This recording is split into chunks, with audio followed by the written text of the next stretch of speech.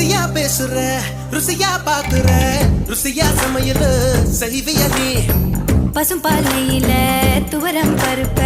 கடைஞ்சு தாளிச்சு கொடுக்கட்டுமா பத்திய சோறா நான் உன்னை கேட்டேன் காரம் சாரமா உனக்கு சமைக்க தெரியுமா அம்மா மிளகின ரசமா மிளகா தக்கா நல்லா செய்வ நீ சாப்பிட்டு பாரு